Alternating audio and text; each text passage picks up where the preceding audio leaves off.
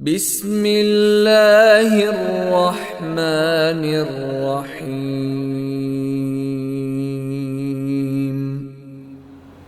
الحمد لله إن الحمد لله نحمده ونستعينه ونستغفره ونؤمن به ونتوكل عليه ونعوذ بالله من شرور أنفسنا ومن سيئات أعمالنا من يهده الله فلا مضل له ومن يضلل فلا هادي له وأشهد أن لا إله إلا الله وحده لا شريك له وأشهد أن محمدا عبده ورسوله أما بعد يا أيها الذين آمنوا اتقوا الله حق تقاته ولا تموتن إلا وأنتم مسلمون.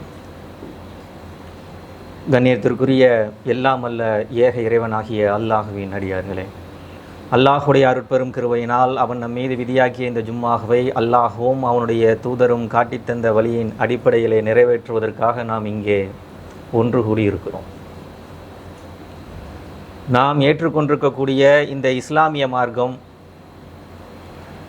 இறைவனுக்கு செய்ய வேண்டிய கடமைகளையும் அவனுடைய உரிமைகளில் பேண வேண்டிய ஒழுங்குகளையும் எந்த அளவிற்கு நமக்கு வலியுறுத்தி தந்திருக்கிறதோ அதற்கு கொஞ்சமும் குறைவில்லாத வகையில் ஒரு மனிதன் மனிதனுக்கு செய்ய வேண்டிய கடமைகளையும் அவனுடைய உரிமைகள் சார்ந்த விஷயத்தில் நடந்து கொள்ள வேண்டிய முறைகளையும் அதிகமாக இந்த சமூகத்திற்கு வலியுறுத்தி இருப்பதை பார்க்கிறோம். நாம் இன்றைக்கு பார்க்க இருக்கிற நினைவுபடுத்த இருக்கிற இல்லை அறிந்து கொள்ள இருக்கிற அந்த விஷயம் என்பது நம்முடைய வாழ்க்கையோடும் நம்முடைய ஈமானோடும் நம்முடைய மறுமையோடும் ஒவ்வொருவருக்குமே நேரடியாக சம்பந்தப்பட்ட ஒரு செய்தியைத்தான் இன்றைய தினத்தில் நாம் அறிந்து கொள்ள இருக்கிறோம். மனிதனுடைய உரிமைகள் விஷயத்திலே எந்த இடத்திலே மனிதனுடைய உரிமை பறிக்கப்படுகிறது என்று சொன்னால், பல நேரங்களில் பொருளாதார ரீதியாக மனிதர்கள் பிற மனிதர்களை சுரண்டுவதை பார்க்கிறோம். சில தருணங்களில் மனிதர்கள் அநியாயமான முறையிலே அவர்களை உயிர்களை பறிப்பதை பார்க்கிறோம். இவற்றையெல்லாம் தவறு என்று நாம் விளங்கியும் வைத்திருக்கிறோம். ஆனால் அதே மனிதனுடைய மானத்தோடு விளையாடுவது இருக்கிறதே, அவர் கண்ணியத்தை இழிவுபடுத்துவது இருக்கிறதே, அதை நாம் தவறாகவே கருதுவதில்லை. அது எந்த அளவிற்கு புனிதமானது என்பதை மார்க்கம் மிக அழகாக நமக்கு வலியுறுத்துகிறது. அல்லாஹுடைய தூதர் தன்னுடைய இறுதி பேருரையிலே ஹஜ்ஜத்துல் விதாவிலே மக்களுக்கு மத்தியிலே அந்த ஒரு வரலாற்று சிறப்புமிக்க ஒரு உரையை நிகழ்த்துகிறார்கள். அதிலே மனிதனுடைய உரிமை சம்பந்தப்பட்ட விஷயங்களை பேசுகிற பொழுது அல்லாஹுடைய தூதர் சொல்கிறார்கள், இந்த நாள் எவ்வளவு புனிதமானதோ, அந்த அரஃபா தினம், இந்த மக்கமா நகரம் எவ்வளவு புனிதமானதோ, இந்த மாதம் துல்ஹஜ் மாதம் எப்படி புனிதமானதோ, அதே போன்று ஒரு முஸ்லிமுக்கு இன்னொரு முஸ்லிமுடைய பொருளும் இரத்தமும் அவருடைய மானமும் புனிதமானது. ஒரு முஸ்லிமுடைய மானத்தை இந்த மார்க்கம் எதோட போய் ஒப்பு நோக்கிறது? மக்கா எவ்வளவு பெரிய புனித நகரம். ஹஜ்ஜுக்கும் உம்ராக்கும் சென்றவர்களுக்கு தெரியும், அந்த இடத்திற்கு சென்று விட்டாலே அவருடைய உள்ளத்தில் ஏற்படக்கூடிய அந்த மாற்றம், அந்த உணர்வு, அந்த காபாவை பார்த்த உடனே ஏற்படுகிற அந்த உணர்ச்சி உள்ள பொங்குமை எப்படி இருக்கும்? அப்படிப்பட்ட புனிதம் நிறைந்த மக்கா நகரத்தோடு அதோடைய மானம் எவ்வளவு, அதோடைய இது எவ்வளவு புனிதமானதோ, அந்த நகரம் எவ்வளவு புனிதமானதோ, அதே போன்று ஒரு முஸ்லிமுடைய மானம் புனிதமானது என்று சொல்லப்பட்ட மார்க்கத்திலே அந்த மானத்தோடு விளையாடக்கூடியவர்களாக இன்றைக்கு பல நபர்கள் அது தவறுன்னு விளங்கல. ஒருத்தரை கொள்ளையடிச்சா அது தவறு என்று புரிந்திருக்கிறோம். ஒரு பொருளாதாரத்தை திருடினால் தவறு என்று விளங்கி இருக்கிறோம். ஒருடைய உயிரை அடித்து துன்புறுத்தினால் தவறு என்பதை அறிந்திருக்கிறோம். ஆனால் ஒருவருடைய மானத்தை திருடுவது என்பது, கண்ணியத்தை கேவலப்படுத்துவது என்பது, அவருடைய இமேஜை இழிவுபடுத்துவது என்பது அது ஒரு தவறாகவே சாதாரணமான ஒரு செய்தியாக நாம் கடந்து சென்று விடுகிறோம். இது எந்த அளவிற்கு பாரதூரமான ஒரு காரியம் என்பதை நாம் புரியவில்லை. அல்லாஹுடைய தூதர் 2 விஷயங்களை குறித்து எனக்கு நீங்கள் உத்தரவாதம் அளித்தால் உங்களுக்கு நான் நாளை மறுமையிலே சொர்க்கத்தை உத்தரவாதமாக தருகிறேன். 2 விஷயத்தை சொல்றாங்க அல்லாஹுடைய தூதர். அது என்ன விஷயம்? எவர் ஒருவர் தன்னுடைய 2 தாடைகளுக்கு மத்தியில் இருப்பதையும் 2 தொடைகளுக்கு மத்தியில் இருப்பதையும் சரியான முறையிலே பேணி பாதுகாத்துக் கொள்கிறாரோ அவருக்கு சொர்க்கத்தை கொண்டு நான் உத்தரவாதம் தருகிறேன் என்று சொல்லி அல்லாஹுடைய தூதர் சொல்றாங்க. இப்போ 2 தாடைகளுக்கு மத்தியில் இருக்கக்கூடியது நம்முடைய நாவு. யார் அந்த நாவை சரியான முறையிலே பயன்படுத்துகிறாரோ அவருக்கு சொர்க்கம். சொர்க்கங்கிறது சாதாரண விஷயமா? அதற்காகத்தானே தொழுகிறோம், நோன்பு இருக்கிறோம், முஸ்லிம்களாக இந்த உலகத்திலே வாழ்ந்து கொண்டிருப்பதற்கான அடிப்படை காரணமே நாளை மறுமையிலே சொர்க்கத்தை அடைய வேண்டும் என்பதற்காகத்தான். அந்த சொர்க்கத்தை அடைவதற்கு அல்லாஹ்வுடைய தூதர் சொல்றாங்க, உங்களுடைய நாவை நீங்கள் பாதுகாத்துக் கொள்ளுங்கள். இஸ்லாத்திற்கு உட்பட்ட வழிமுறையிலே உங்கள் நாவை நீங்கள் சுழலச் செய்யுங்கள். நாவை கொண்டு அடையக்கூடிய நன்மைகள் ஏராளம் ஏராளம் இருக்கிறது. ஒரு நாவை கொண்டு ஒரு மனிதனுடைய உள்ளத்தை மகிழ்விக்க முடியும். ஒரு நாவை கொண்டு பிரிந்தவர்களை சேர்த்து வைக்க முடியும். ஒரு நாவை கொண்டு நன்மையின் பக்கம் மனிதர்களை அழைக்க முடியும். இந்த நாவை கொண்டு குர்ஆனை ஓத முடியும், நல்லதை பேச முடியும். இப்படி இந்த நாவினால் ஏற்படக்கூடிய நன்மைகள் ஏராளம் ஏராளம் இருந்தாலும் அதெல்லாம் நமக்கு தெரியாது. ஹலாலாக பயன்படுத்தக்கூடிய வழிமுறைகள் 1000 இருந்தாலும் இந்த நாவை இன்றைக்கு மனிதர்கள் எதற்கு பயன்படுத்தி கொண்டிருக்கிறோம்? இந்த நாவு என்பது ஒரு சின்ன சிறிய ஒரு சதை துண்டு. ஆனால் இது ஏற்படுத்துகிற விளைவு இருக்குது அல்லவா? ஒரு மனிதனுடைய மானத்தில் விளையாடுவது இருக்கிறது அல்லவா? ஒருவரை பற்றி புறம் பேசுவது இருக்கிறது அல்லவா? அவனை அசிங்கப்படுத்தி பொதுத்தளத்தில் இழிவுபடுத்துறது இருக்கிறது அல்லவா? அது ஏற்படுத்தக்கூடிய அந்த மனிதனுக்கு ஏற்படுத்தக்கூடிய வலி என்பது அது மிக பெரியது என்பதை உணராத சமூகமாக இருக்கிறோம். சர்வசாதாரணமாக உண்மையைத்தானே சொன்னேன். அவரிடத்துல அவர் செய்த குற்றத்தை தானே நான் பேசினேன், இல்லாத நான் ஒன்றும் சொல்லலையே என்று சொல்லி தான் பேசுகிற அந்த புறங்களுக்கு அதை ஹலாலாக்க சில பேர் முயற்சி செய்வார்கள். அவர்கிட்ட இருக்கிறதுல வாய், அவர் குற்றத்தை அவரை ஒப்புக்கொண்டாரு, அவர் செஞ்ச தவறு தானே, அதைத்தான மக்களுக்கு மத்தியில் நான் வெளிப்படுத்தினேன் என்று சொல்லி புறம் பேசுதலையே ஹலாலாக மாற்றக்கூடியவர்களாக சில பேர் நம்ம பேசிக் கொண்டிருக்கிறோம். அல்லாஹ்வுடைய தூதர் கேட்கிறாங்க, சஹாபாக்களிடத்தில் கேட்கிறாங்க, உங்களிலே ஹீபத் என்றால் என்னவென்று உங்களுக்கு யாருக்காச்சும் தெரியுமான்னு கேட்கிறாங்க. ஹீபத் என்றால் இந்த பிறரை பற்றி பேசக்கூடிய புறம், அதை பற்றி உங்களுக்கு தெரியுமா என்று கேட்கிற பொழுது சஹாபாக்கள் பதிலளிக்கிறார்கள், அல்லாஹு ரசூலு ஆலம், அல்லாஹும் அல்லாஹுடைய தூதரும் தான் அதை குறித்து அறிவு படைத்தவர்கள், அறிந்தவர்கள் என்று சொல்லி சஹாபாக்கள் சொல்லுகிறார்கள். சொன்ன உடனே அல்லாஹுடைய தூதர் சொல்லுகிறார்கள், ஹீபத் என்று சொன்னால் உங்களுடைய உங்கள் சகோதரரை பற்றி அவருக்கு விருப்பமில்லாத செய்தியை பிறரிடத்திலே சொல்லுவதுதான் ஹீபத் என்று சொல்றாங்க. ஒருவர் இருக்கிறார், அவரை பற்றி ஒரு விஷயம் இருக்கிறது, அதை பற்றி பேச அவர் விருப்பம் இல்லாதவராக இருக்கிறார். அப்படிப்பட்ட ஒரு விஷயத்தையோ ஒரு குறையையோ அவர் மானம் சம்பந்தப்பட்ட விஷயத்தையோ நீங்கள் பிறரிடத்திலே சொல்கிறீர்கள் அல்லவா, அதுதான் ஹீபத் என்று சொன்ன உடனே கூட்டத்தில் இருந்த ஒரு சஹாபி அல்லாஹ்வுடைய தூதரிடத்தில் இடைமறித்து கேட்கிறார், அல்லாஹ்வுடைய தூதரே, நான் சொல்லக்கூடிய செய்தி அந்த குறை அவரை பற்றியான விஷயம் அது உண்மையாக இருந்தாலுமா? உண்மையை தானே சொல்றேன், நம்ம கேட்கிறோம்ல, நம்ம நியாயப்படுத்துறோம். அதே மாதிரி சஹாபாக்கள் அன்றைக்கு கேட்கிறாங்க, அது உண்மையாக இருந்தாலுமா சொல்லக்கூடாது?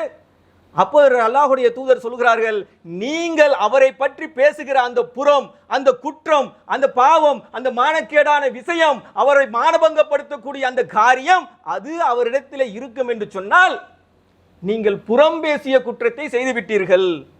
ஒரு கால் நீங்கள் சொல்லக்கூடிய அந்த குற்றச்சாட்டு அவரிடத்தில் இல்லை என்று சொன்னால் நீங்கள் மாபாதக பெரும்பாவம் என்று பட்டியலிடப்பட்ட அவதூறை நீங்கள் செய்துவிட்டீர்கள். அல் கபாயிரு என்று பட்டியலிடுகிற பெரும்பாவம், வட்டி வாங்குவது பெரும்பாவம், கொலை செய்வது பெரும்பாவம் என்று பட்டியலிட்டார்களே, அந்த பட்டியலில் வரக்கூடிய அவதூறு, அந்த பெரும்பாவத்தை செய்துவிட்டீர்கள். அப்போ ஒரு பற்றி ஒரு செய்தி நமக்கு கிடைக்கிறது என்று சொன்னால் அந்த செய்தியை கண்மூடி நாம் பரப்பிவிடுவோம் என்று சொன்னால், அதை பிறருக்கு எடுத்து சொல்லிவிடுவோம் என்று சொன்னால், நாம் ஒன்று அவதூறு சொன்ன குற்றச்சாட்டிற்கு வந்து விடுவோம், அல்லது புறம் பேசிய அந்த ஒரு பாவத்தை நாம் செய்துவிடுவோம், அல்லது இரண்டையுமே செய்து விடுவோம். இந்த ரெண்டுல ஏதாச்சும் நம்ம சுமந்தே தீர வேண்டும். சொன்னது அவரிடத்தில் இந்த காரியம் உண்மை, அதை பற்றி தான் பிறரிடத்தில் நாம் பேசினோம் என்று சொன்னால் புறம் பேசிய நிலைமைக்கு அந்த பாவத்துக்கு ஆளாகும்.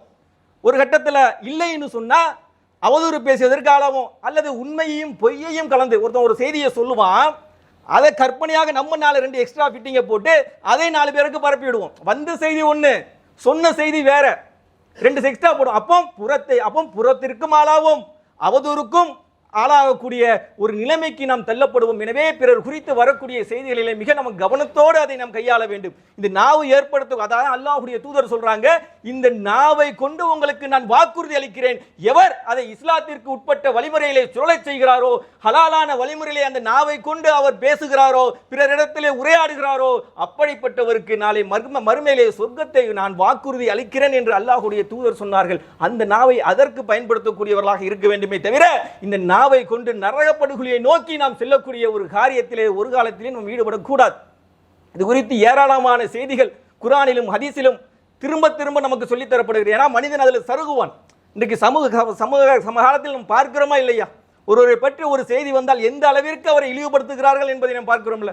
அல்லாஹ் தன்னுடைய திருமறை குர்ஆனிலே சொல்லுகிற பொழுது நம்ம அந்த புறத்தை சாதாரணமாக பேசிக்கிட்டு இருக்கிறோம்ல, சாதாரணமாக நினைத்து கொண்டிருக்கிறோம்ல, அது குறித்து அல்லாஹ் சொல்லுகிறான், யா அய்யுஹல்லதீன ஆமனு, இறை நம்பிக்கை கொண்டவர்களை அழைக்கிறான். யா அய்யுஹன் நாஸ்னு சொல்லல, ஒட்டுமொத்த மனித குலத்தையும் கூப்பிடல. நார் அல்லாஹுவையும் மறுமையையும் நம்பிக்கை கொண்டிருக்கிறார்களோ அந்த மக்களை நோக்கி அல்லாஹ் கூப்பிடுகிறான், நீங்கள் பெரும்பாலான யூகங்களிலிருந்து விலகிக் கொள்ளுங்கள். நம்ம யூகம் செய்கிறவங்கள பிறரை பற்றி ஒரு செய்தி வந்த உடனே செஞ்சிருப்பான் தப்பு தான், ஆள் பார்த்தா எனக்கு தெரியும், அன்னைக்கு நான் கெஸ் பண்ணேன், ஆள் கள்ளன் தான், செஞ்சிருப்பான், தவறுகள் அப்படின்னு நம்ம ஒரு டிசிஷன் வரோம் பாருங்க. அதான் அல்லாஹ் சொல்றான், யூகங்களில் பெரும்பான்மைவற்றிலிருந்து நீங்கள் விலகிக் கொள்ளுங்கள், ஏனென்றால் அதில் சிலவற்றது பாவமாக இருக்கிறது. அல்லாஹ் குர்ஆன்ல சொல்றான். நீங்க சாதாரணமா நினைச்சிட்டு இருக்கிறீங்க, அந்த யூகங்கள் எல்லாம் சிலவற்று அது பாவமான காரியமாக இருக்கிறது. தஜஸ்ஸு, பிறருடைய குறையை நீங்கள் துருவி ஆராயுங்கள். ஒரு விஷயம் வந்துருச்சுன்னு சொன்னா விடக்கூடாது, டீப்பா உள்ள போய் தோண்டி அவன் என்ன செஞ்சிருக்கிறான், ஏது செஞ்சிருக்க எல்லாத்தையும் எடுக்கணும், தலை வெடிச்சிரும். அல்லாஹ் சொல்றான், தஜஸ்ஸு, பிறருடைய குறையை நீங்கள் துருவி ஆராயுங்கள், பிறரை பற்றி நீங்கள் புறம் பேசாதீர்கள். அசால்ட்டா புறம் பேசுறமே, அல்லாஹ் எந்த அளவிற்கு அந்த புறத்தை இழிவான காரியமாக அல்லாஹ் சொல்றான். அய்யகுல் லஹ்ம அஹீகி மைத்தன் ஃபகரிதுமுஹு, அல்லாஹ் கேட்கிறான், உன்னுடைய இறந்துவிட்ட சகோதரனுடைய மாமிசத்தை நீ சாப்பிட விரும்புவியா? ஃபகரிதுமுஹு, அதை நீங்கள் வெறுக்க மாட்டீர்கள். அப்படி வெறுக்க வேண்டிய ஒரு இழிவான காரியம் புறம். சகோதரன் இறந்து கிடக்கிறான், எந்த அளவிற்கு நாம் பாசம் வைத்திருப்போம், நேசம் வைத்திருப்போம், அப்படிப்பட்ட சகோதரன் இறந்து கிடக்கிறோம், பக்கத்தில் உட்கார்ந்து இருக்கிறோம், சுற்றி நின்ற உற்றார் உறவினர்கள் அத்தனை பேரும் பார்ப்பாங்க, அண்ணனும் தம்பியும் ரொம்ப க்ளோஸா இருந்தாங்களே, ரொம்ப பாசமா இருந்தாங்களே, எப்படி இந்த இழப்பை அவன் தாங்கிக் கொள்வான் என்று சொல்லி ஊரே கதறி அழுது கொண்டிருக்கக்கூடிய அந்த ஜனாசாவுடைய அந்த நேரத்திலே பக்கத்தில் சகோதரனுக்கு பக்கத்தில் உட்கார்ந்தாங்க. அதான் செத்து போயிட்டான்னு சொல்லி அவன் விரல் அடிச்சு கடிச்சு தின்னுட்டு இருந்தா அவனுடைய மாமிஸ் எப்படி இருக்கும், சுத்தி நிற்கக்கூடிய மனநிலைமை எப்படி இருக்கும்? செத்த பணத்துடைய அந்த விரல்களையோ அவருடைய உடம்பில் உள்ள பாகங்களையோ தன்னுடைய சொந்த சகோதரனே, உயிரோடு இருக்கக்கூடிய சகோதரன், இறந்துவிட்ட சகோதரனுடைய அந்த உடலுடைய மாமிசத்தை கடித்து தின்பதை சுற்றி நின்ற ஒருவர் பார்த்தால் எவ்வளவு அது ஒரு இழிவான காரியமோ, ஏற்றுக்கொள்ள முடியாத விஷயமோ, அதே போன்று அல்லாஹ் சொல்லுகிறான், நீங்கள் பேசக்கூடிய ஒருவரை பற்றி நீங்கள் பரப்பக்கூடிய செய்தி அந்த புறம் அதை விட இழிவானது என்று சொல்லி அல்லாஹ் தன்னுடைய திருமறை குர்ஆனிலே எச்சரிக்கை செய்யக்கூடியதை பார்க்கிறோம். இப்படிப்பட்ட நிலைமையில் இருக்கக்கூடிய அந்த புறம் பேச்சுகளிலிருந்து நாம் தவிர்த்து வாழுகிறோமா என்பதை சிந்திக்க வேண்டும். அல்லாஹ்வுடைய தூதர் சொல்கிறார்கள், ஒருவரை பற்றி ஒரு செய்தி வருகிறது என்று சொன்னால் எவன் ஒருவன் கேட்டதை கேள்விப்பட்டதை எல்லாம் பரப்புகிறானோ அதுவே போதும் அவன் பொய்யன் என்பதற்கான ஆதாரம். நாம் என்ன சொல்லுவோம்? ஒருவர் வேண்டுமென்றே சொன்னால் பொய்ன்னு சொல்லுவோம், தெரிந்து கொண்டே மறைத்து பேசினால் பொய்ன்னு சொல்லுவோம். ஆனால் இஸ்லாமிய மார்க்கம் என்ன சொல்லுதுன்னா, நம்ம சொல்லுவோம், ஏன்னா செஞ்சுட்டு சொல்லுவோம், அவர் அனுப்புனதான் அனுப்புனேன், நானா பொய் சொல்லலையே, வந்ததை தானங்க ஃபார்வர்ட் பண்ணேன், அவரை பற்றி வந்ததை தானே சமூக வலைதளங்களில் பரப்புனேன், நானாவா போய் கிரியேட் பண்ணி பரப்புனேன் அப்படின்னு சில பேர் பேசுகிறாங்கல்ல. அதற்கு அல்லாஹ்வுடைய தூதர் சொல்கிறார்கள், எவன் ஒருவன் கேள்விப்பட்டதை எல்லாம் பரப்புகிறானோ அதுவே போதும் அவன் பொய்யன் என்பதற்கான சாட்சி, ஆதாரம், அது போதும். அப்போ எந்த நிலை, அப்போ நம்முடைய நிலைமை என்ன?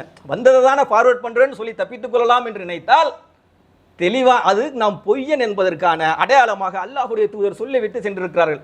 அதே போன்று அல்லாஹ்வுடைய தூதர் புகாரில் இடம்பெறக்கூடிய செய்தி, ஒரு முஸ்லீம் என்றால் யார் என்று சொன்னால், மன் சலிமல் முஸ்லிமூன லிசானிஹி வ யதிஹி, யாருடைய நாவுகளில் இருந்தும் யாருடைய கரங்களில் இருந்தும் பிறர் முஸ்லிம் பாதுகாப்பாக உணர்கிறானோ அவன்தான் உண்மையான முஸ்லிம் என்று அல்லாஹ்வுடைய தூதர் சொன்னார்களே. மற்றொரு இடத்தில் அல்லாஹ்வுடைய தூதர் இடத்திலே கேட்கப்படுகிறது, ஐயுல் இஸ்லாமி அஃபலுல், இஸ்லாத்திலே மிக சிறந்தது என்று கேட்கப்படுகிறது. அதற்கும் அல்லாஹ்வுடைய தூதர் சொல்றார், மன் சலிமல் முஸ்லிமூன மின் லிசானிஹி வ யதிஹி, யாருடைய நாவுகளில் இருந்தும் யாருடைய கரங்களில் இருந்தும் பிற முஸ்லிம் பாதுகாப்பாக உணர்கிறானோ அவன்தான், அதுதான் இஸ்லாத்திலே சிறந்த காரியம் என்பதாக அல்லாஹ்வுடைய தூதர் சொல்லக்கூடிய செய்தியை புகாரில பார்க்கிறோம். ஆனால் இன்றைக்கு அப்படிப்பட்ட ஒரு உத்தரவாதத்தை சக முஸ்லிம்களுக்கு நாம் ஏற்படுத்துகிறோமா, அல்லது நம் நாவும் கரமும் அவனுக்கு பயத்தை ஏற்படுத்துகிறதா? எப்படி நடந்துக்கிறோம்? நம்மளை பத்தி ஒரு தப்பு, ஆகா இவனுக்கு மட்டும் தெரிஞ்சிச்சுன்னு சொன்னா டைப் படிச்சு ஊரு ஃபுல்லா ஃபேஸ்புக்ல பரப்பிடுவான், வாட்ஸ்அப்ல பரப்பிடுவான், ஊரு ஃபுல்லா இவன் டேப், ஒரு ரேடியோ மாதிரி எஃப்எம் மாதிரி எல்லாத்துக்கும் அதை கொண்டு போய் சேர்த்து விடுவான். பயப்படுறோம். ஆகா, நம்மளை பத்தி இவனுக்கு தெரிஞ்சிச்சு. அப்படியான ஒரு சக முஸ்லீமை பார்த்து எப்படி பயம் வருது நமக்கு இன்றைய காலத்துல? இவனுக்கு மட்டும் மேட்டர் தெரிஞ்சிச்சுன்னா நம்மளை அசிங்கப்படுத்தி இழிவுபடுத்திடுவான். அப்படியான ஒரு நிலைமையில தான் நம்முடைய வாழ்க்கை இருக்கிறது. ஆனால் முஸ்லீமுடைய வாழ்க்கை என்று சொன்னால் யாருடைய கரங்களாலும் நாவுகளாலும் நான் பாதுகாப்ப இருக்கிறேன் என்று சக முஸ்லீம் உணர்கிறானோ அவன்தான் உண்மையான முஸ்லீம். அதுதான் இஸ்லாத்தில் சிறந்தது என்று சொல்லி அல்லாஹ்வுடைய தூதர் சொல்வதை பார்க்கிறோமே. அதையெல்லாம் தூக்கி வீசிவிட்டு பிறரை பற்றி ரொம்ப எளிதாக புறத்தையும் அவதூறைகளையும் அள்ளி தெளித்து விட்டு இந்த சமூகத்திலே இந்த நாவை கொண்டு செய்யக்கூடிய இந்த காரியங்கள், நாவு ரொம்ப சிறியது, ரொம்ப குட்டி. ஆனால் அந்த நாவை கொண்டு ஒரு குடும்பத்தை பிரித்து விட முடியும். அந்த நாவை கொண்டு ஒரு திருமணத்தை உடைத்து விட முடியும். அந்த நாவை கொண்டு ஒரு நட்பை அழித்து விட முடியும். அந்த நாவை கொண்டு ஒருவரை பற்றி அவதூறை பரப்பிவிட முடியும். அந்த நாவை கொண்டு சமூகத்திலே குழப்பத்தை ஏற்படுத்த விட முடியும். அப்படிப்பட்ட காரியத்தில் தான் நம்ம நாவு பயன்படுத்துகிறதே. ஒருவருடைய குற்றம், ஒருவரை பற்றியான தவறு, ஒருவரை பற்றியான மான சம்பந்தப்பட்ட விஷயம் இன்றைக்கு அது சமூகத்தின் பொழுதுபோக்காக மாற்றப்பட்டிருக்கிறது.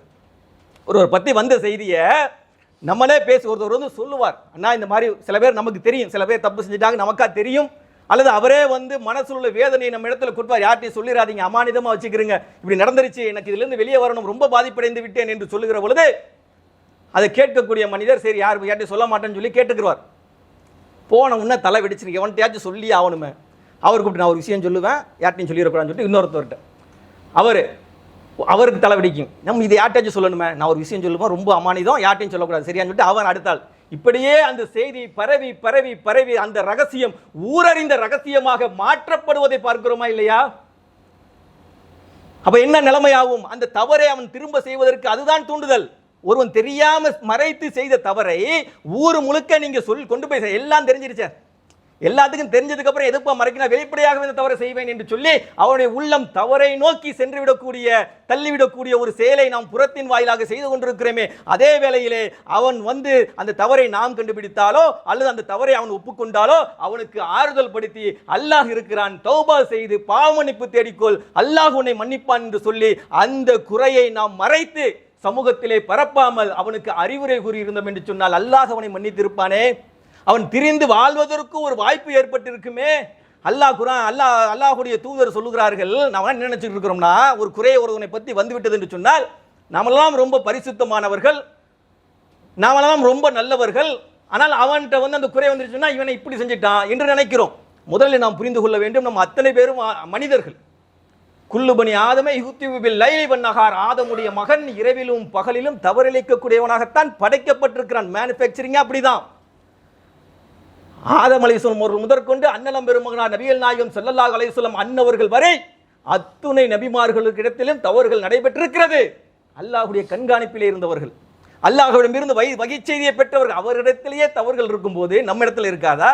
தூதர் சொல்றாங்களே, உடனே நீங்க ஒரு பெரிய ஜட்ஜாக மாறிட்டு இன்னும் இப்படி செஞ்சுட்டு இப்படி பண்ணிட்டானே என்று சொல்லி ஊர் ஃபுல்லா நீங்கள் அவருடைய பாவங்களை குற்றங்களை தம்பட்டம் அடித்து அவரை அசிங்கப்படுத்தி அவமானப்படுத்தி அவருடைய குடும்பத்தினர் மத்தியிலே தலை காட்ட முடியாமல் தலை குனிய வைத்து இப்படியான ஒரு நிலைமைக்கு அவனை தள்ளக்கூடியவர்கள் சிந்திக்க வேண்டும். நாளை மறுமையிலே அல்லாஹ்வுடைய புடி கடுமையானது. புறம் அவதூறு என்று சாதாரணமாக இஸ்லாம் அதை கண்டிக்கவில்லை. அல்லாஹ் தன்னுடைய திருமறை குர்ஆனிலே சொல்லுகிற பொழுது உங்களுக்கு ஒருவரை பற்றி ஒரு செய்தி வருது என்று சொன்னால் ஒரு கெட்டவன், யா அய்யுஹல்லதீன ஆமனு இன்ஜாக்கும் ஃபாசிகூன், ஒரு கெட்டவன் உங்களிடத்திலே ஒரு செய்தியை கொண்டு வரான் என்று சொன்னால் அது குறித்து ஃபதபையனு, நீங்கள் தெளிவாக அதை புரிந்து ஆராய்ந்து கொள்ளுங்கள், பரப்பிராதீங்க. அல்லாஹ் குர்ஆன்ல சொல்றான், ஒரு கெட்டவன் ஃபாசிக் ஒரு செய்தியை கொண்டு வரான்னு சொன்னா உடனே அதை பரப்பி விட்டு அவனை அசிங்கப்படுத்திடாதீங்க, அவமானப்படுத்தி விடாதீர்கள், அதை குறித்து சிந்தியுங்கள், உண்மையா பொய்யா என்று ஆராய்ந்து கொள்ளுங்கள் என்று சொல்லி திருமறையில் குர்ஆனிலே சொல்லுகிறதே. இன்றைக்கு வாட்ஸ்அப்பில் வந்த மெசேஜில் பாதி தான் படிச்சிருப்போம், ஆக மாட்டிட்டா மாப்பிள்ள டக்குன்னு ஃபார்வர்டு அடுத்து 100 பேருக்கு யோசிக்கிறது, உண்மையா பொய்யா ஆதாரம் இருக்குதா, அதையெல்லாம் எந்த யோசனையும் இல்லாமல் பரப்பிவிடக்கூடியவர்களாக இருக்கிறோம். மற்றும் ஒரு இடத்திலே இறைவன் திருமறை குர்ஆனிலே சொல்லுகிற பொழுது உங்களிடத்திலே ஒருவரை பற்றி மான சம்பந்தப்பட்ட ஒரு செய்தி உங்களிடத்திலே வரும் என்று சொன்னார். ஒருவர் தவறிழைத்து விட்டார் அல்லது அது வெளியே சொன்னால் அவருக்கு கண்ணிய குறைவு ஏற்படும், அப்படியான செய்திகள் உங்களிடத்திலே வரும் என்று சொன்னால் வலன்னல் முஸ்லிமூன வல் மூமினூன வல் மூமினாத்து, அல்லாஹ் சொல்றான், மூமினான நம்பிக்கை கொண்ட ஆண்களும் பெண்களும் பில்லதீன ஹைரா பி அன்ஃபுசிக்கும் ஹைரா, அதை நாங்கள் வந்து நன்மையான விஷயமாக நாங்கள் அவரை குறித்து நாங்கள் நினைத்திருக்க கூடாதா? அல்லாஹ் குர்ஆன்ல கேட்கிறான். ஒருவர் பற்றி ஒரு செய்தி வரும்போது அவரை குறித்து நாங்கள் நல்லெண்ணம் கொண்டிருக்க கூடாதா? எடுத்தவனே செஞ்சிருப்பான், ஆமா அப்படிப்பட்ட ஆளுதான் என்று நீங்கள் நினைக்கிறீர்களே, அப்படி நினைக்காமல் செய்யாமல் இருக்கும் வாய்ப்பு இருக்குதுல. ஆதாரம் வெளிப்படல, சும்மா பொதுவா ஒருத்தனை பத்தி பரப்புறான், அவரை பற்றி நாம் என்ன செய்யணுமா? எடுத்தெடுப்பிலே கெட்டது எண்ணம் கொண்டு விடக்கூடாது. அவரை குறித்து அன்புசிக்கும் ஹைரா, அவரை குறித்து நீங்கள் நல்லெண்ணம் கொண்டிருக்க வேண்டாமா என்று சொல்லி இறைவன் தன்னுடைய திருமறையில கேட்கிறான். வரும் செய்திகள் வரும், மனித குலத்திலே அப்படிதான் பரவக்கூடிய நேரத்தில் இப்படியான ஒரு எண்ணத்தை நீங்கள் வெளிப்படுத்தி இருக்க கூடாதா என்று சொல்லி இறைவன் திருமறையிலே சொல்கிறான். இறைவன் மேலும் அதிகமாக தன்னுடைய திருமறையிலே பேசுகிறான். எவர் ஒருவர் முஸ்லிம்களுக்கு மத்தியிலே மானக்கேடான காரியங்கள் பரவ வேண்டும் என்பதை விரும்புவானோ, மூமின்களுக்கு மத்தியிலே எவன் அருவருப்பான காரியம், ஒருவரை பற்றிய தவறான மானம் சம்பந்தப்பட்ட விஷயம் பரவ வேண்டும் என்று விரும்புவானோ, பரப்பவன் அல்ல, ஃபார்வர்ட் செய்தவன் அல்ல, ஷேர் செய்தவன் அல்ல, எவன் அப்படி பரப்பப்படுவதே தன்னுடைய உள்ளத்திலே அது மகிழ்ச்சிகரமான காரியமாக எண்ணுவானோ விரும்புவானோ, அவனுக்கு அல்லாஹ் சொல்லுகிறான், அவர்களுக்கு சொல்லுகிற பொழுது நீங்கள் அவர் சொல்லுகிற உங்களுடைய அந்த தவறு அது மாபாதக தவறு என்பதாக இறைவன் திருமறையில் சொல்லுகிறான். நம்ம கேட்கக்கூடிய அந்த இது சாதாரண விஷயம் அல்ல. அது பரப்பக்கூடிய அந்த எண்ணம் அது மிகப்பெரிய கொடிய ஒரு எண்ணம். அந்த எண்ணத்திற்கு உங்களுக்கு இந்த உலகத்திலும் நாளை மறுமையிலும் கடுமையான வேதனை இருக்கிறது என்று சொல்லி இறைவன் திருமறையில் சொல்றோம். எவர் ஒருவர் அப்படி எண்ணுகிறாரோ அப்படிப்பட்டவருக்கு மிக கடுமையான வேதனை இந்த உலகத்திலும் உண்டு, நாளை மறுமையிலும் உண்டு என்று சொல்கிறானே. நாம் அப்படிப்பட்ட எண்ணத்திற்கே இப்படிப்பட்ட தண்டனை என்று சொன்னால், உலகத்தில் பொதுவாகவே இஸ்லாத்துடைய வழிமுறை என்பது நாம் செய்த பாவங்களுக்கு மறுமையில் தான் தண்டனை. இதுதான் இஸ்லாத்தினுடைய நியதி. இப்படிதான் அல்லாஹ் எந்த பாவத்தை எடுத்தாலும் அதுக்கு தண்டனை மறுமை. ஆனால் எவன் ஒருவன் முஸ்லிம்களுக்கு மத்தியிலே மானக்கேடான செய்தி பரவ வேண்டும் என்று விரும்புவானோ அப்படிப்பட்டவனுக்கு இந்த உலகத்திலும் துன்யாவில் ஆகிற அவனுக்கு இழிவுதரும் வேதனை இந்த உலகத்திலும் உண்டு, நாளை மறுமையிலும் உண்டு என்பதாக அல்லாஹ் குர்ஆனிலே எச்சரிக்கிறான். இந்த எச்சரிக்கையெல்லாம் உள்ளத்திலே உள்வாங்கி வரல. வந்த செய்தி சரியா தவறா என்பதையெல்லாம் ஆராய்ந்து முதல்ல ஒரு செய்தி உங்களிடத்தில் வரும் என்று சொன்னால், முன்பெல்லாம் ஒரு காலம் இருந்தது, ஒருவரை பற்றி ஒரு தவறான செய்தியை நாம் பிறரிடம் பரப்ப வேண்டும் என்று சொன்னால் அவ்வளவு எளிது கிடையாது. ஏன்னா அதுக்கு மெனக்கெட்டு போய் ஒரு ஆளை சந்திக்கணும், அவரிடத்துல நேரத்தை ஒதுக்கணும், அவரிடத்துல சொல்லணும், அவர் பிறர் இடத்துல போய் சொல்லணும். இதற்கு ஒரு நீண்ட நெடிய காலம் எடுக்கும். அதுவும் நாடுகள் கடந்து ஊர்கள் கடந்துலாம் அந்த செய்தி சென்று விடாது. ஒரு ஊருக்குள்ளேயே குறிப்பிட்ட ஏரியாக்குள்ளேயே முடிஞ்சிடும். இது முன்னால் உள்ள காலம். ஆனால் இன்றைக்கு நம்முடைய கரங்களிலே விளையாடி கொண்டிருக்கக்கூடிய இந்த மொபைல் போன்கள், ஒருவரை பற்றி ஒரு செய்தி வரும் என்று சொன்னால், அவதூறு வரும் என்று சொன்னால், புறம் செய்தி வரும் என்று சொன்னால், அவருடைய மானத்தை இழக்கக்கூடிய ஒரு செய்தி வரும் என்று சொன்னால், ஒரே ஒரு கிளிக், ஒரு ஃபார்வேர்டு, இன்றைக்கு ஃபேஸ்புக், வாட்ஸ்அப், ட்விட்டர், எக்ஸ்தலம் என்று சொல்லி ஏராளமான ஷேர், கமெண்ட், போஸ்ட், ஸ்டேட்டஸ் என்று சொல்லி எக்கச்சக்கமான மொபைல் போன்களில் இருக்கக்கூடிய விஷயங்கள், அதை நீங்கள் தட்டுகிற ஒரே ஒரு கிளிக், ஒரு பட்டனின் வாயிலாக ஒட்டுமொத்த உலகத்திற்கும் அட்ட செகண்ட்ல போய் சேரக்கூடிய அளவிலே இன்றைக்கு விஞ்ஞான வளர்ச்சியிலே அந்த புறத்தை இன்னும் டெவலப்மெண்ட் ஆகிட்டோம். அந்த காலத்தில் நேரில் போய் உட்கார்ந்து பேசுவதையே இன்றைக்கு இருந்த இடத்துல இருந்து வந்த அடுத்த நிமிடமே அது பல்லாயிரக்கணக்கான மக்களை சென்றடையக்கூடிய அளவிற்கு இன்றைக்கு விஞ்ஞான வளர்ச்சியிலே அந்த புறத்தை மிக பிரம்மாண்டமான அளவிலே அந்த அவதூறு பேச்சுக்களை பிரம்மாண்டமான வகையிலே நாம் செய்து கொண்டிருக்கோமே. சிந்திக்க வேண்டும். நாம் ஒருவரை பற்றி ஒரு செய்தி வருகிறது சொன்னால் முதலிலே ஒரு முஸ்லிமுடைய முதல் வேலை அந்த செய்தி குறித்து அவன் சிந்திக்க வேண்டும். நமக்குள்ளே ஒரு 4 கேள்வியை கேட்கணும். இந்த செய்தி உண்மையா? இல்லைனா பரப்பாதீங்க. இதற்கு ஆதாரம் இருக்கிறதா? சாட்சி இருக்கிறதா? தெரியல, பரப்பாதீங்க. இந்த செய்தி பரப்புவது அவசியமா? சில பேருக்கு 2 பேருக்கு மத்தியில் இருக்கும் செய்தி, அது ஊர் ஃபுல்லா சொல்லணும் அவசியம் இல்லை. சில குற்றங்கள் பொது வழியிலே பேசப்பட வேண்டும், மெஜாரிட்டியான குற்றங்கள் மூடி மறைக்கப்பட வேண்டும். அப்படிப்பட்ட நேரத்தில் இது 4 பேருக்கு சம்பந்தம், 2 பேருக்குள்ள சம்பந்தப்பட்ட செய்தியா? இதை பரப்புவது அவசியமா? அவசியம் இல்லை என்றால் பரப்பாதீர்கள். 4வது ஒரு மிக முக்கியமான கேள்வி, இந்த விஷயத்தை பரப்பியதன் வாயிலாக நாளை மறுமையிலே ரப்பு என்னிடத்திலே கேள்வி கேட்டால் அதை நான் நியாயப்படுத்த முடியுமா? கேளுங்க. இந்த பதிலுக்கு ஆன்சர் இருந்தால் தாராளமாக பரப்புங்க. ஒருவரை பற்றி வரக்கூடிய செய்தி பேச்சுக்களாலோ நாவுக்களாலோ ஃபேஸ்புக் மூலமோ வாட்ஸ்அப் மூலமோ பரப்பக்கூடியவர்கள் இந்த கேள்வியை கேளுங்க. இதை பரப்பியதின் காரணமாக நாளை மறுமையிலே என்னுடைய ரப்பு இது குறித்து கேள்வி கேட்கக்கூடிய அந்த வேளையிலே இதை என்னால் நியாயப்படுத்தி நான் பரப்புனது சரிதான் என்று சொல்லி உங்களால் வாதாட முடியுமா?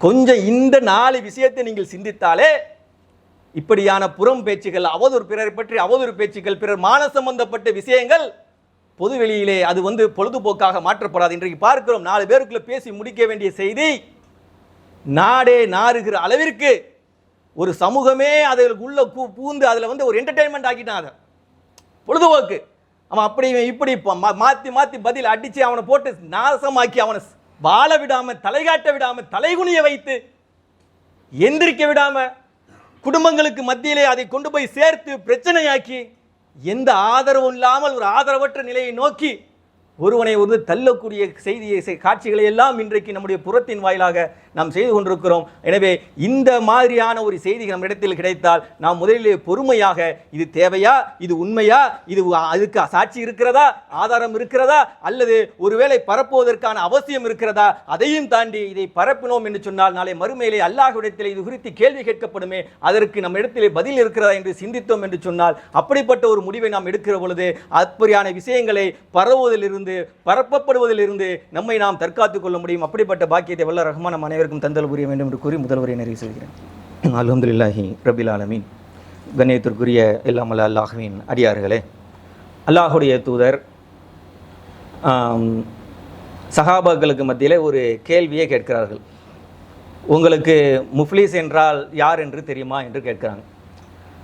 அப்போ சஹாபாக்கள் எல்லாம் பதிலளிக்கிறார்கள், எங்களிலே எவர் ஒருவரிடத்திலே தீனார்களும் பொருளாதாரமும் இல்லையோ அவர்தான் திவாலாகி போனவர்.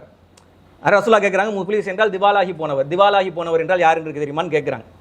அப்போ அந்த சஹாபாக்கள்லாம் சொல்கிறாங்க, எங்கள் இடத்துல யார் இடத்துல காசு பணம் இல்லையோ, பொருளாதாரம் தினார்கள் இல்லையோ, அவங்க தான் முஃப்லீஸ் அல்லாஹ்வுடைய தூதரே என்று சொன்ன உடனே அல்லாஹ்வுடைய தூதர் சொல்லுகிறார்கள், இல்லை, அல்லாஹ்விடத்திலே ஒருவன் முஃப்லீஸ் என்று சொன்னால் நாளை மறுமையிலே ஒரு மனிதன் வருவான், அவனிடத்தில் ஏராளமான நன்மையான மூட்டைகள் இருக்கும், பாவி கிடையாது, நல்ல ஒரு முஸ்லீம் வருவான், நல்ல ஒரு முஸ்லீமான ஒரு மனிதன் வருவான், அவனிடத்தில் ஏராளமான தொழுகைகள் இருக்கும், நோன்புகள் இருக்கும், ஜக்காத்துகள் இருக்கும். அப்படிப்பட்ட நிலைமையிலே ஒருவன் வருவான் நாளை மறுமையிலே. அல்லாஹுடைய நீதி விசாரணை அங்கு துவக்கப்பட்டிருக்கும். அந்த நாளினுடைய நீதிபதி அல்லாஹ், மாலிக்கி யௌமித்தீன், நியாய தீர்ப்பு நாளினுடைய அதிபதி அங்கே விசாரணை நடத்தி கொண்டிருக்க வேளையிலே ஒரு மனிதன் அவ்வளவு நன்மையான பிரம்மாண்டமான நன்மையோடு நிற்கக்கூடிய வேளையிலே அந்த ஒரு மனிதன் பிறரை திட்டியிருப்பான், பிறருடைய இரத்தத்தை அவன் சீண்டியிருப்பான், பிறரை பற்றி அவன் அவதூறு பரப்பி இருப்பான், பிறருடைய மான விஷயத்திலே அவன் விளையாண்டு இருப்பான். அப்படிப்பட்டவன் வருவான், அவனுக்கு எதிராக குற்றச்சாட்டுகள் அடுக்கப்படுகிற வேளையிலே அல்லாஹ் அவனுடைய நன்மைகளை எல்லாம் எடுத்து எடுத்து எடுத்து அவனால் யார் பின்னாடி பாதிப்புக்கு உள்ளானார்களோ, அவன் யாரை பற்றி புறம் பேசினானோ, யாரை பற்றி அவதூறு பரப்பினானோ, யாருடைய மானத்திலே விளையாடினானோ, அப்படிப்பட்டவர்களுக்கு இவனுடைய நன்மைகள் எல்லாம் அள்ளி கொடுக்கப்பட்டு விடும். நன்மை ஃபுல்லாக முடிஞ்சிடும். ஆனால் இன்னும் 4 பேர் எந்திரிச்சு நிற்பாங்க, அல்ல எனக்கு இவன் அநியாயம் செய்தான், நன்மை இல்லை. உடனே அல்லாஹ் என்ன செய்வான், அந்த பாதிக்கப்பட்டவருடைய பாவங்களில் இருந்து அள்ளி இவர் மீது வீசப்படும். வந்த நன்மை எல்லாம் காலி, நன்மை காலியோட இல்லை, பிறருடைய பாவ மூட்டைகள் அவன் மீது சுமத்தப்பட்டு அவன் நரகத்திலே தூக்கி எறியப்படுவான். இவன் தான் முஃப்லிஸ் என்று அல்லாஹுடைய தூதர் சொன்னார்கள். இவ்வளவு பெரிய விஷயம். இப்போ ஒரு முஸ்லீமுடைய மானம், நம்ம தொழுகை கஷ்டப்பட்டு தொழுகிறோம், 30, 60, 70 ஆண்டு காலங்கள் தொழுகிறோம், 50 ஆண்டு காலங்கள் தொழுகிறோம், ஒவ்வொரு தொழுகைக்கு நேரம் ஒதுக்குகிறோம், கஷ்டப்படுகிறோம், வருடம் நோன்பு இருக்கிறோம், நோன்பு என்பது கஷ்டப்படுகிறோம், நோன்பு நோக்கிறோம், பல வருடங்கள் நோன்பு நோற்றிருக்கிறோம், பல லட்சங்கள் செலவு செய்து உம்ரா சென்று வந்திருக்கிறோம், பல லட்சக்கணக்கான ரூபாய்களை கொட்டி ஹஜ்ஜிற்கு சென்றிருக்கிறோம், பல ஹஜ்ஜுகள், பல உம்ராக்கள், பல தொழுகைகள், பல நோன்புகள், பல ஜக்காத்துகள், பல சதக்காக்கள், இப்படி ஏராளமான நன்மை மூட்டைகளை விட ஒருவருடைய மானம் புனிதமானது. ஒரு முஸ்லீமுடைய அவருடைய கண்ணியம் புனிதமானது. இதோட போய் அதை நீங்க இழிவுபடுத்தி விட்டு இவ்வளவு நன்மை மூட்டைகளோடு சென்று நீங்கள் மறுமையிலே நின்றாலும் அல்லாஹ் அவர்களுக்கு உங்களுடைய நன்மைகளை எல்லாம் அள்ளி அவர்களிடத்திலே கொடுத்து விட்டு போதவில்லை என்று சொன்னால் அவருடைய தீமையும் உங்களுடைய தலையிலே சுமத்தி உங்களை நரகிலே தூக்கி எறியப்படுவான். அவன்தான் முஃப்லிஸ், அவன்தான் திவாலாகி போனவன் என்று சொல்லி அல்லாஹுடைய தூதர் விளக்கம் கொடுக்கிறார்கள் என்று சொன்னால் முஸ்லிமுடைய மான மரியாதை விஷயத்திலே, கண்ணியத்தின் விஷயத்திலே நாம் எவ்வாறு நடந்து கொள்ள வேண்டும்? இதோட மிகப்பெரிய பாக்கியம் என்ன தெரியுமா? அல்லாஹ்வுடைய தூதர் சொல்கிறார்கள், எவன் இந்த உலகத்திலே ஒரு முஸ்லிமுடைய குறையை மறைக்கிறானோ அவனுடைய குறையை நான் அல்லாஹாகி நான் மறைப்பேன். மறுமையில் அல்லாஹ் மறைப்பான். நம்ம இன்றைக்கு நம்ம பற்றி ஒரு தகவல் வந்துருச்சு, அதை மறைத்தோம் என்று சொன்னால், அவருடைய கண்ணியத்தை பாதுகாத்தோம் என்று சொன்னால், நாளை மறுமையிலே நம்முடைய குறையை அல்லாஹ் மறைப்பான்.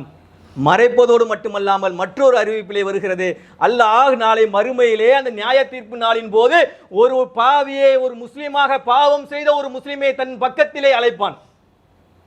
அழைத்து அல்லாஹ் பிறருக்கு தெரியாதவாறு எல்லா ஜட்ஜ்மெண்ட்டும் ஓப்பனாக தான் நடக்கும். நீதி விசாரணை என்பது அனைவருக்கும் பொதுவாக நடக்கும். அப்படிப்பட்ட வேளையிலே சில நபரை அல்லாஹ் அழைப்பான். அழைத்து ஒரு திரையிடப்பட்டுரும், மற்றவங்களுக்கு தெரியாது. விசாரணையே என்ன, எப்படி அவனுக்கு தனிப்பட்ட விசாரணை, அவனை பற்றி மற்ற யாருக்கும் தெரியக்கூடாது.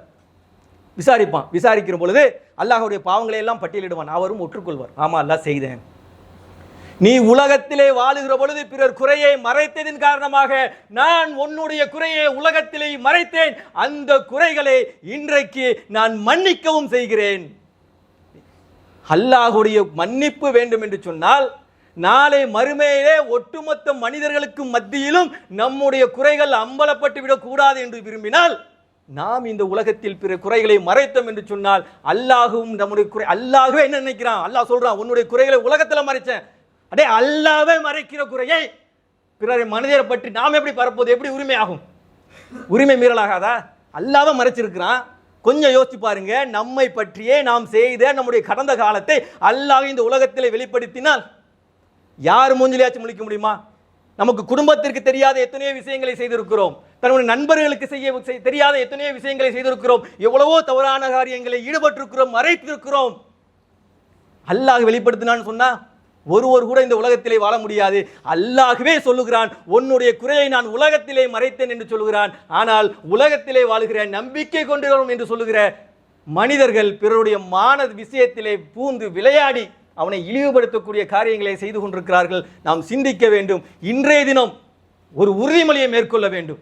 நான் யாரை பற்றி வரக்கூடிய எந்த செய்தியாக இருந்தாலும் அதை நன்கு விசாரிப்பேன்.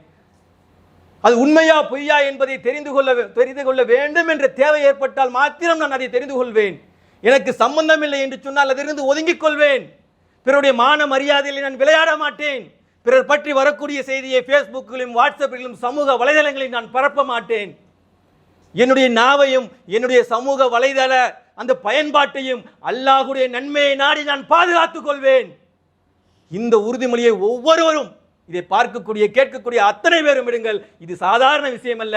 நாளை மறுமையிலே மகத்தான வெற்றியை பெற வேண்டும் என்று சொன்னால் அந்த வெற்றியையே பறிக்கக்கூடியது பிறரை பற்றி பேசக்கூடிய அந்த புறம் அவதூறு, அவரை அவமானப்படுத்தக்கூடிய செயல் என்பதை விளங்கி அதிலிருந்து விலகி ஒதுங்கி நல்ல காரியங்களில் ஈடுபடக்கூடிய நன்மக்களாக நாளை மறுமையிலே அல்லாஹ்விடத்திலே அல்லாஹ் நம்முடைய குறைகளை பிறரிடத்திலே மறைத்து மன்னித்து சொர்க்கத்தை நோக்கி அனுப்பக்கூடிய அந்த ஒரு நன்மக்களாக வல்ல ரஹ்மான் உங்களை ஆக்கி அருள் புரிய வேண்டும் என்று கூறி எனது உரையினை நிறைவு செய்து கொள்கிறேன். வாஹிர் தவான் அல்ஹம்துலில்லாஹி ரப்பில் ஆலமீன். அஸ்ஸலாமு அலைக்கும் வரஹ்மத்துல்லாஹி வபரகாத்துஹு.